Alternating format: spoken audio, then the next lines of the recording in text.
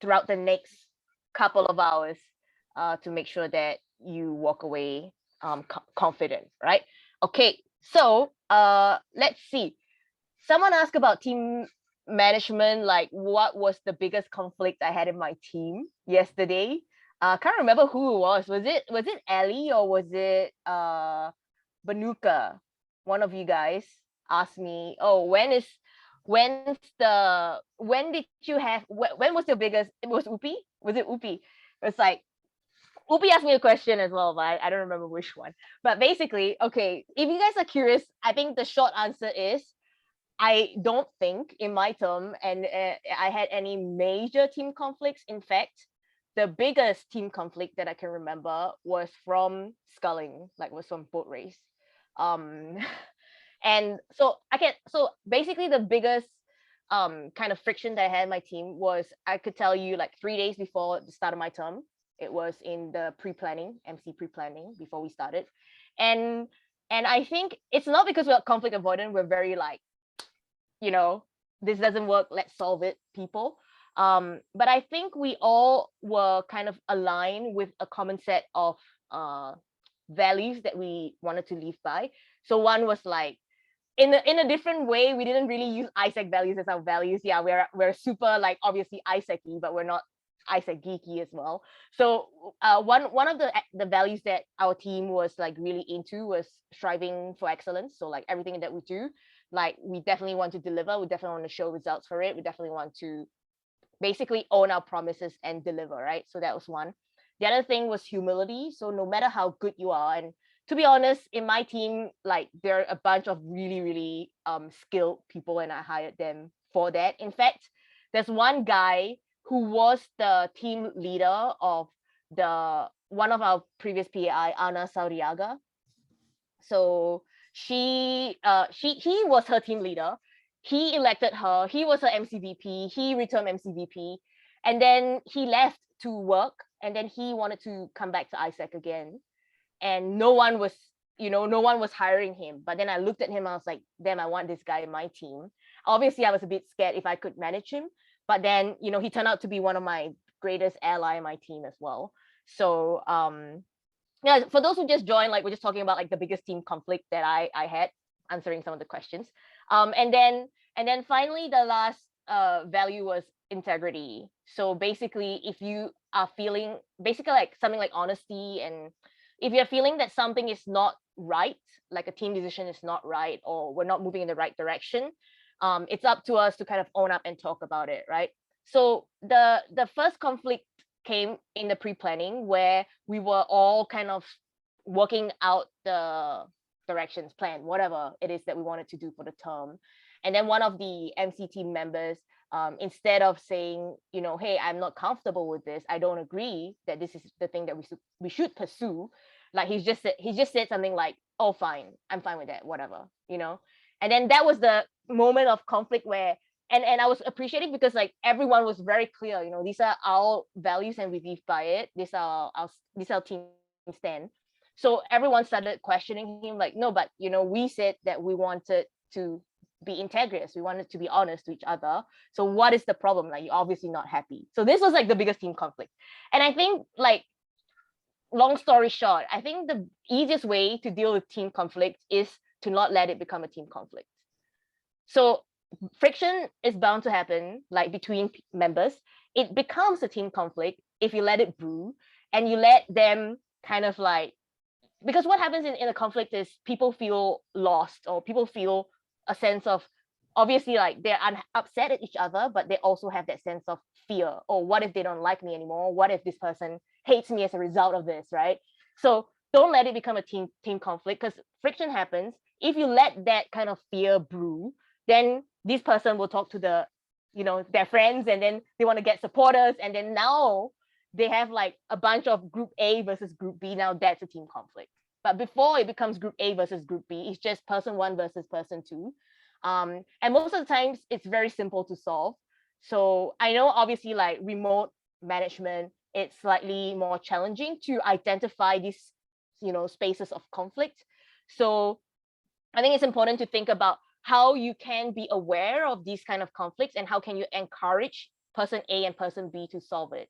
And remember that, you know, conflicts happen because there's obviously disagreement, and there's also a sense of discomfort or fear surrounding that. So as an MCP, how can you be that support system to that conflict so that each person feels like you're fair in supporting either way? Does that make sense? So I would always encourage them, like, hey, maybe you should talk to them. From my perspective, it seems like you're just disagreeing on this. Like maybe, and then I'll give some coaching support about, like, maybe you can approach it this way. This person seems to like that. And then from the other side, I coach the other person as well. And I try to make them solve their own problems.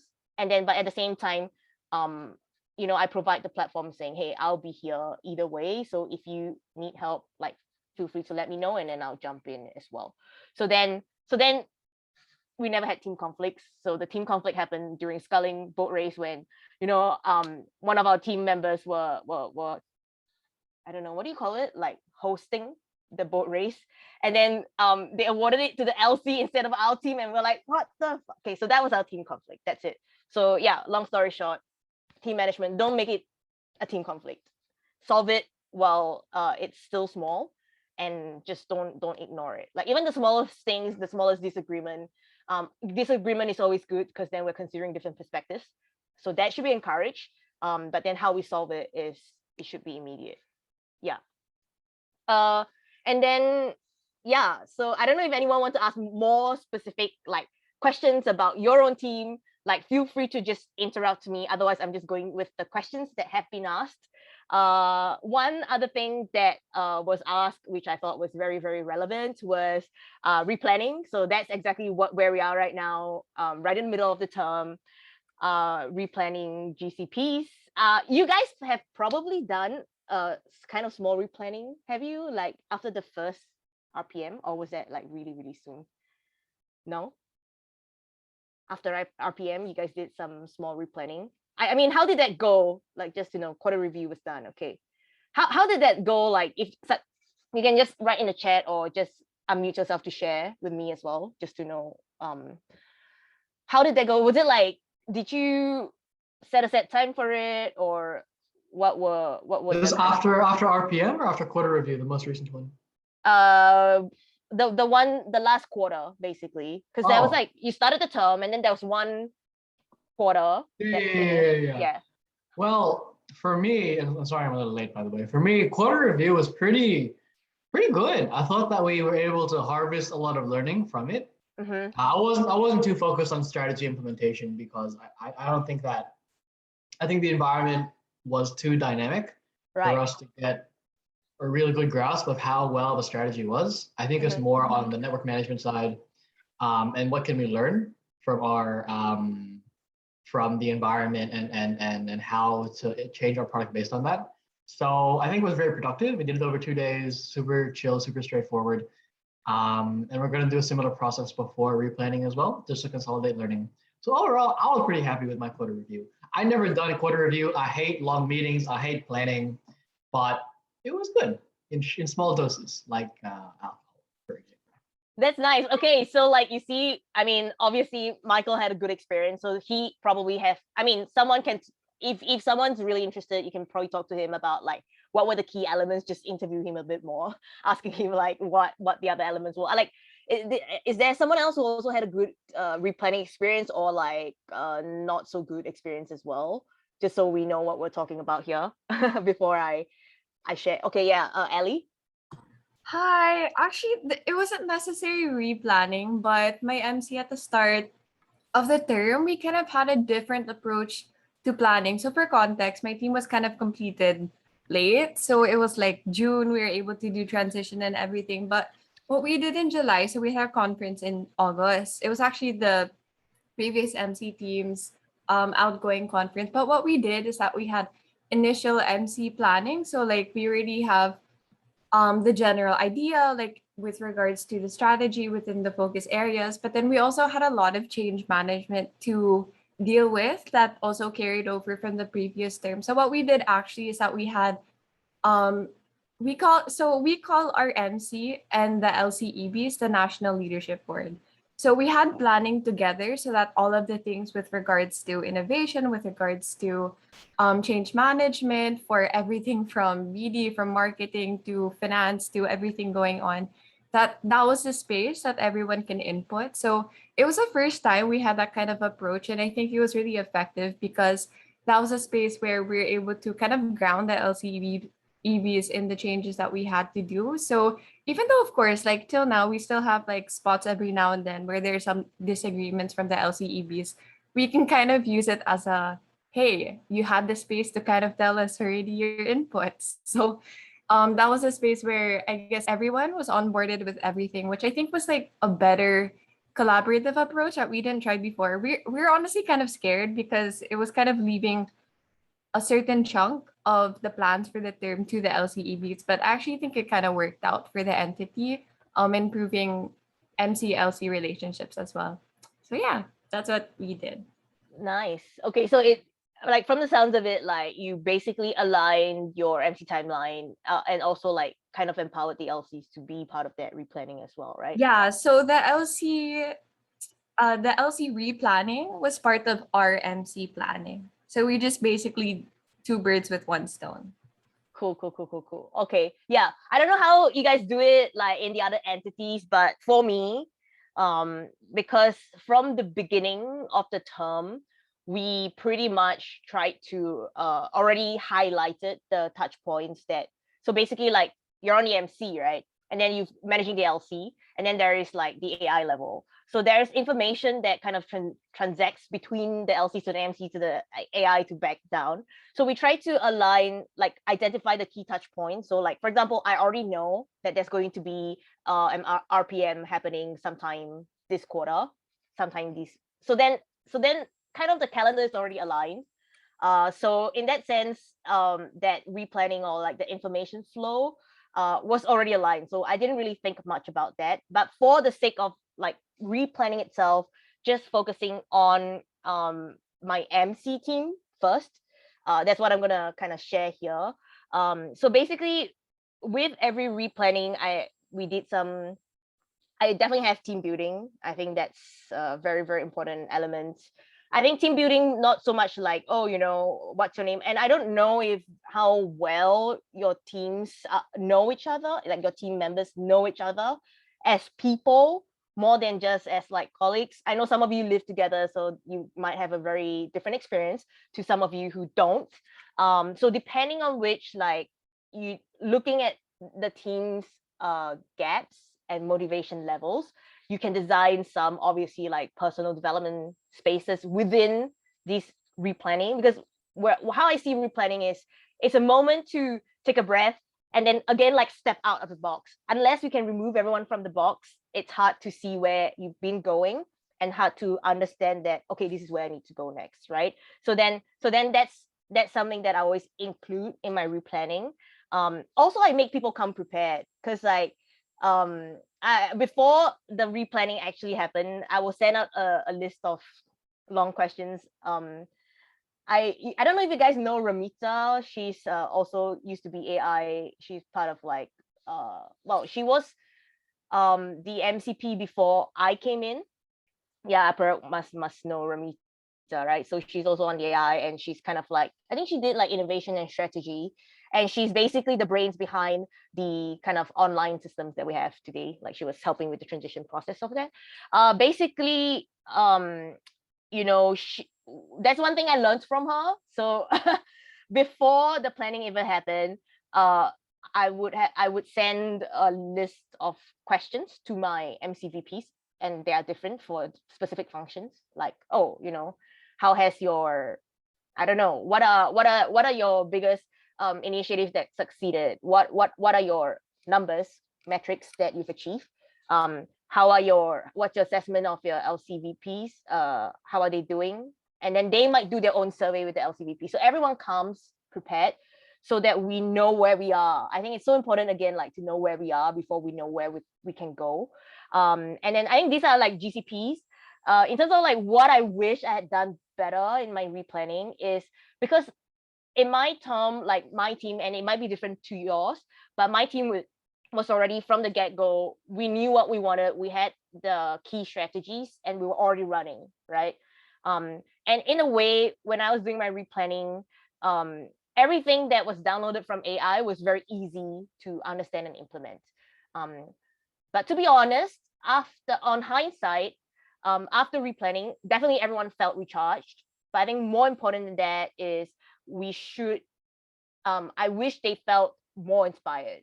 And how I would change that is I wish I had brought in some external resources as well that could kind of just challenge them a little bit more, because my team was ready to be challenged.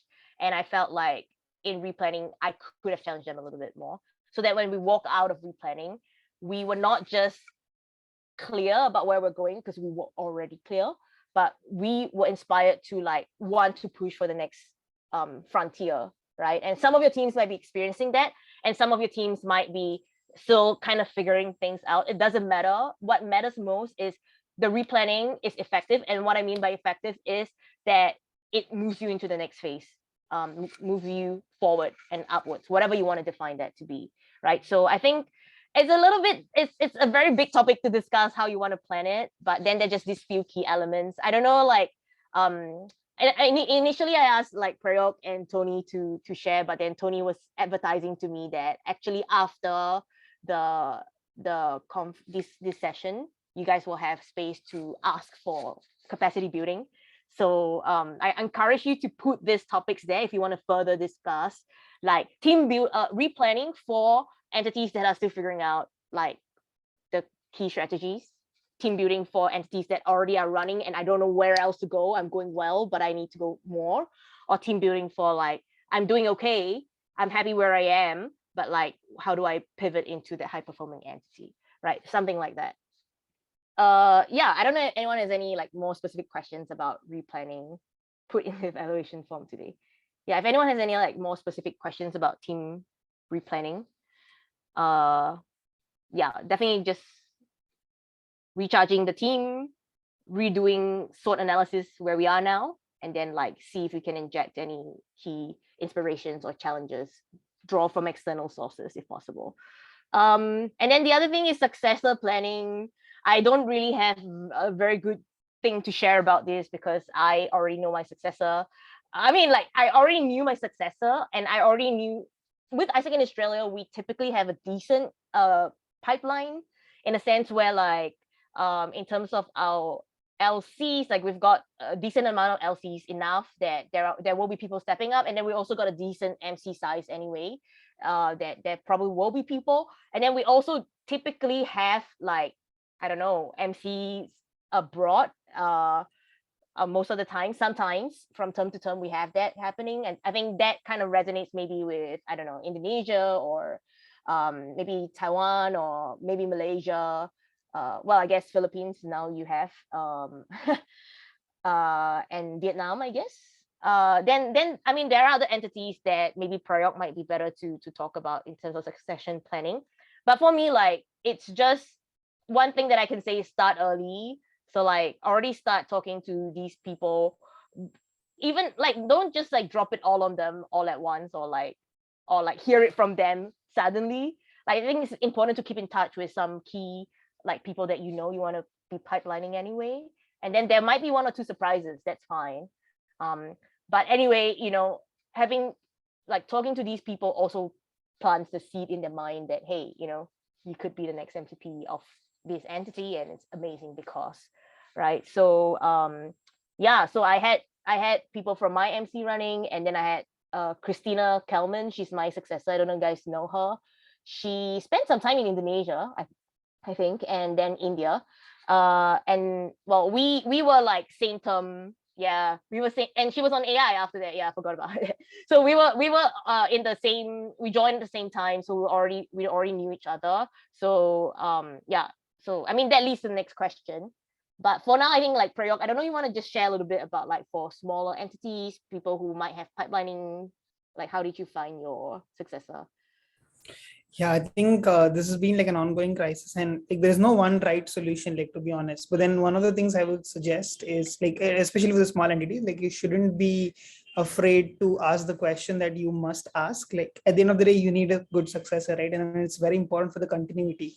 So like start first thing you should look at is your current MC and the previous MC, if anybody is willing to step up, and then the LCPs. Like, so like, I mean, it's a whole process. Like there's no one fit all solutions, but then we can discuss more in succession planning space as well.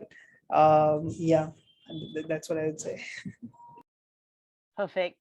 Yeah. So yeah, I think definitely reach out to Prayok. I think he's a good resource to answer this question. And then like for future, like Tony would be a great person to talk about like entities that are already more established and have people coming. And then the other thing that about like how things changed once I had a successor. I think I had it pretty easy, to be honest. And then I think Tony will have more like powerful things to share, because again, like, you know, we learn from like failures as much as we get inspired by whatever good case practices there may be. Prayok, Prayok is just, I think you had a decent kind of process as well, right? I don't know. I think, yeah, it was pretty chill. Nothing too dramatic, I would say. And I think all of you also have been through transition, and you guys have had that MCP current that was transitioning you MCP elect. So you might have some ideas about how that happens, but from a current perspective, I think one thing to remember is that when you have your successor and once they are kind of MCP elect, you have a new team. Does that make sense? So you have a new team. Whatever your team is, imagine like you have a team of like 5 MCVPs plus you, right? Now you have your successor. Maybe your successor is not part of the team. Maybe they are. But regardless, it's a new team. Why? Because now this team is made up of people with new JDs. Okay, so I think that's one thing that people kind of overlooked. And I when I was MCP, I had the support from like Peter Ivet, who is like our MC coach. Michael would definitely know him. Also like lots of my board members and some alumni, MCP alumni that I keep in close contact with. So I talked to a lot of people about this, and I think it's a great question that you guys brought up. But basically, the first thing to understand is you have a new team. I think one thing that people kind of overlook is that the MCP elects, it's a whole JD in itself. And ideally, you can define what that JD means. It could be like, your role as MCP elect is to understand to understand the current sorts of the entity. So maybe their day-to-day might look like, you know, I'm going to interview these LCs, I'm going to come up with a SWOT. You know, I'm going to interview MCVPs, I'm going to talk to these people. That's my job. I'm going to find that out. I'm going to find out about like MCP support network when I build out my support network as I become MCP, or I need to understand board structures. I need to understand legalities. So in a way, like a lot of the times as elects, you know, we come in because we don't have JD. So it's very much like, oh, let me just wait for what my current is there to tell me. But to be honest, like as a current, it's also very difficult to know what to tell your elect, like to be very honest, because there's so many things that's happening. You're still an MCP, you still have a team to manage, you still have LCPs to manage. So I think it's quite a smart thing to do if you could just sit down with your elects. They're part of a team, they have a JD, and they are part of planning the last quarter, especially like the key initiatives that you might want to have some transition projects, and you operate like this, like as a team. And make sure that they understand the key focus areas. So my successor, I mean, obviously she came directly from Isaac in India. She came back earlier to be onboarded, and then we worked through all of this. And I would say there are some things that you must tell them. So things that got to do with legality, make sure that you pay taxes, make sure that you're registering this with your country, a government, whatever, like don't run into lawsuits and stuff. And make sure that, you know, we're submitting membership, whatever things that we need to submit to AI on time. We don't want to jeopardize the membership status. Those are things that like, okay, it's boring, but you have to talk about it. And then there are things where like, only you would have experienced it. No other MCPs from your entity would have experienced it, but that's also the most relevant experiences where this is what happened and as a leader who and you're different to your successor, but you can share these kind of stories to them. And one thing that I didn't do, but I thought might be really cool to do, is this method called like, it's kind of like case method. So you basically look at you pick out certain key initiatives that maybe you are quite proud of, or maybe key fuck up moments in your term. So the key highs and key lows, and paint a story for your successor and get them to kind of look at it as a case and understand like what happened and talk through that, and let them ask you the questions. What made you decide to come like get into this initiative? What made you I don't know, why did you decide to do that? At what point did it all go wrong? Or at what point did you know it's going to be successful?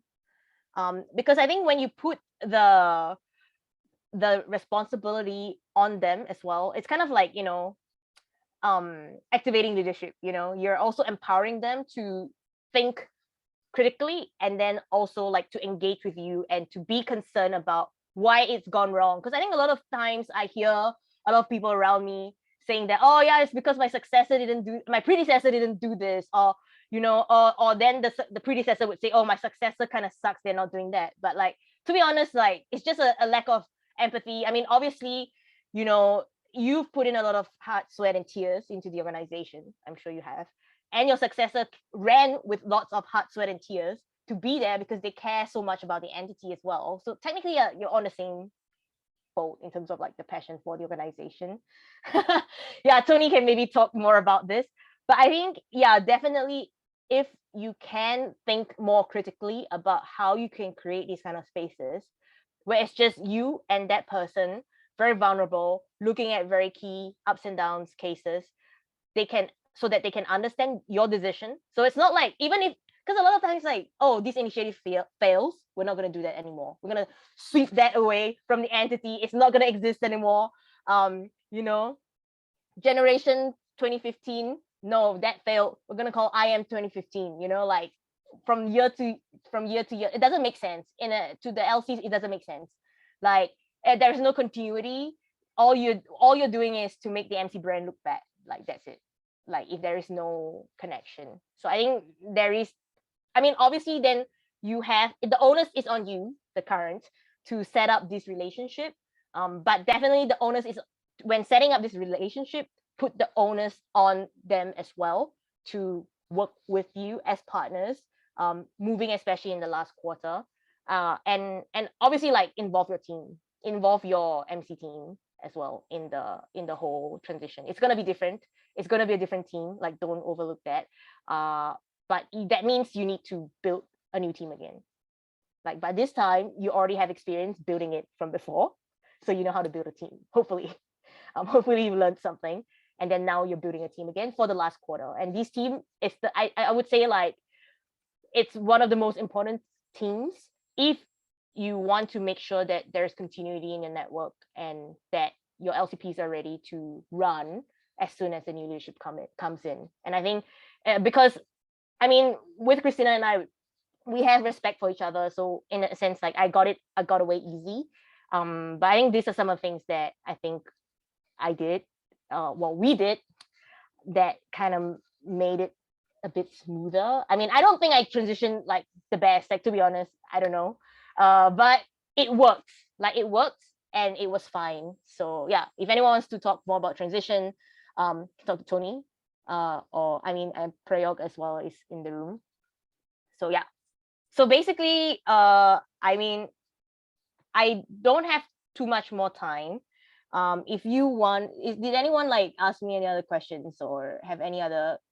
Okay, so I'm gonna ask you later, but right now I just want to show you something very quick. I'm gonna ask you about your other questions later, but right now I just want to show you something quickly because I think this is so useful. Oh shit! Why do I do this all the time? Okay. No. Yeah, present. So I don't know if you guys have seen this curve before. It's called the Kubler-Ross Curve. A lot of people use it for like change management. You know, like people talk about change. For me, I look at change not in terms of just like, oh, now it's a big replanning, or now there is a, I don't know, like some crazy thing, COVID happened, and now we need to deal with a massive change. I think change is easier when you acknowledge it quickly and then react to it quickly. As I said, like in terms of, for the example of team conflicts, right? So it could be any small challenge, you know, like, oh, you suddenly hear from your LCP, they want to quit. That's a change, right? That's a change. Or you hear from your board that like, you know, I don't know, you're getting sued. That's a change, right? So then there are these phases of change that people kind of deal with. And this is based on like this Maria Kubler research that she looked at terminally ill people and look at the phases that they go through. And right now it's used for like implementation on businesses. So basically what happens is like initially it's a shock, right? Obviously like nobody expects this news, which is this challenging news or some news that you don't want to hear. And then we go into kind of like a denial phase, like we're like, okay, yeah, maybe just like Michael, he was like, oh, I'm getting sued. No, like just gonna leave the email there. I mean, like, you know, and then after that, you go into more after it becomes real. Oh no, it's now there for some time. You go into a frustration phase, and then maybe some of us definitely feel like, fuck, like why am I dealing with this shit? Like, you know, it's like, oh my god, I don't want to deal with it, right? Depression. And then slowly you're like, okay, fine, I have to deal with it. Let me try to do this. Let me try to do that. Experimentation. After you experiment, you like make a decision, you integrate. And then now like the motivation is up again and you continue with this new change, right? And then what tends to happen sometimes is like, you know, with a certain change, sometimes we just stay in denial forever. And I know people who stay in denial on like one thing forever. Like I know there are MCPs, LCPs who are like, I have a conflict with this team member. They're high performing. So I don't want to talk to them. It's okay. They can deal with it. No, you're in denial. Like it doesn't need to be that way. It doesn't need to be that way. Okay. So then there are these kind of situations where we go into denial because we don't deal with it. And it's okay to not deal with it somehow, but then you're not happy. Overall, the motivation of performance will never peak. Okay. And then there's also like this disillusionment phase where it's like, you know, I get frustrated and I'm like, fuck this shit, I don't want to deal with it. Like I run away. And then sometimes you might know some LCPs or VPs or I don't know, members who quit because of this. Because no one was there, they don't know how to deal with it and then just leave it. And then there are also like those people who like, you know what, this is a problem. I'm gonna take it all on myself and I'm going to solve it even if it kills me. And this is terrible because you see these people and they're obviously struggling and they're like really like you look at them, their eye bags are like they're like a living zombie, but they're like, no, I'm gonna deal with it. I can do it, you know, striving for excellence. I'm gonna do it until the end. I'm going to do it, right? So then there are these things. So again, like I said, and this could be happening to you, but maybe in smaller scales. I'm making it a bit dramatic. There are more dramatic situations where you don't want to be in these cases, but then what I want to say is it's normal to go through this kind of cycle. But it's so important to be aware about it and get over the denial phase, because what can happen is you still go through that curve, but what you can do is shorten that depression phase, right? And to shorten the depression phase, you basically look for support, you look for resources, and basically you just want to understand that, okay, I'm not okay, and I know I'm not okay, but that's okay. I'm okay to be not okay. So a lot of times, and in my MCP term, it's a little bit hypersensitive, but like, you know, I'm always very aware about when I'm not okay. Like I would tell myself, okay, today I'm not okay. I have this shit I need to deal with, but I don't want to deal with it, and that's okay. Tomorrow I will deal with it. You know, it's okay to give yourself time and say like, today I don't want to deal with it. And sometimes that's a good idea not to deal with it. But tomorrow I'll deal with it. And how do I deal with it? I don't know, but the first thing I'll do, I'll talk to this person. The first thing I'll do, I'll talk to this person first. Once you do the first step, you start getting out of that trench, right? So I don't know where you are right now in this RPM, but these are the expectations. And I know some of you weren't here with us the first day, but these are the expectations that you set for yourself. I don't know if they are still relevant right now. I don't know if you've already done it. If you have, like, congratulations. If you haven't, what needs to happen? Can it happen within this RPM? Can it happen over lunch? Do you want to reach out to someone to sit with you over lunch, or over, is there dinner? I don't know. Or even, like, I don't know, stay back after evening plenary just to have a casual chat with some people. Or is it to fill out Tony's form and say, like, hey Tony, I want to discuss this. But know that you want to get over this change, because you obviously come in with an objective, you have a gap, or it could be people, it could be like, oh, I want to know my MCPs better. It could be like, I want to know these very particular questions better, team management or whatever better. I want to lead a high performing team, how to get to a high performing team. If you haven't answered it yet, like, think about that. So now I would just give you like a quick couple of minutes. I'll give you a quick couple of minutes first. If we can just break you up into breakout rooms. Krish, I don't know if we get everyone here. Yeah, let me see. Maybe shall we just break into 1, 2, 3, 13 with 13 people? Shall we just do like 4 groups? 4 groups of people, 4 groups of maybe 3 each 3 and 4. Just so you can check in. I encourage you to, think about, so while Krish is doing that, let me just show you. I just want you to think about, what am I doing? Sorry. While Krish is doing that, I'm going to, yeah, that's correct. Okay, yeah. I just want you to think about these 2 questions. So, like, have you achieved what you set out to do? If so, what might be your new goal? If so, what would be your new goal today? Maybe today, because I've achieved it, I want to act as that support system for this other person in my tribe who hasn't achieved theirs. Maybe they don't know yet how to find the person to talk to, and I'll help link that. Or if not, what could get you there? What could get you to achieve that? Is it you need to talk to Tony? You need to talk to Prayok? You need to talk to me? We need to have just a get together lunch. I don't know. But okay, so whenever you're ready, just go into your room and make sure that you're understanding your tribe's members' positions, and think about these questions.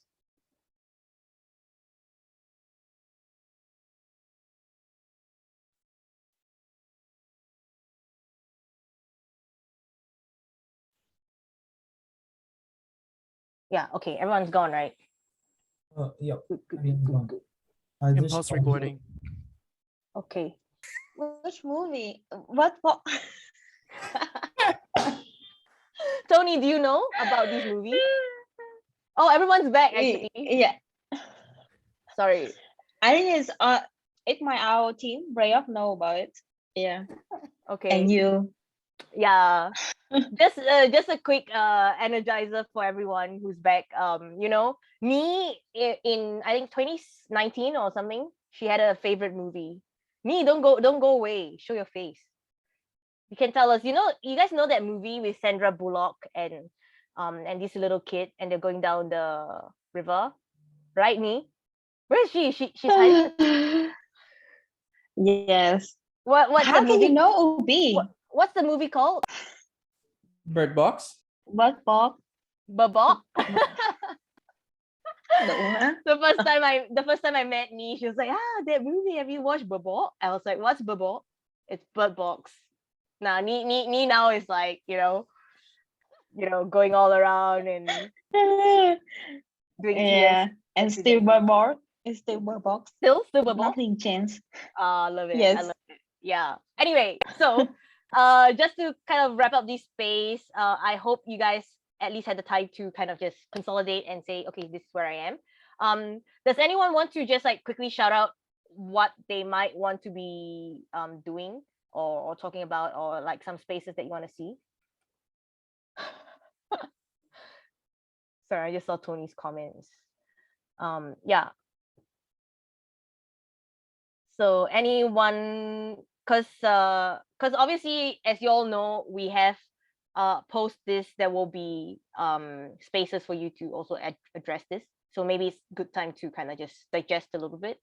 And then hopefully like you are happy where you are by the end of this RPM. Okay. So today, for the rest of the day, keep that in mind. And then I wish you a very productive day. Hopefully you get something that you need. Okay. So right now I'm just gonna ask I guess Tony. I'm just gonna let Tony take over the space. Amazing. Thank you, May, for this amazing conversation in the morning. And I hope everyone you are getting recharged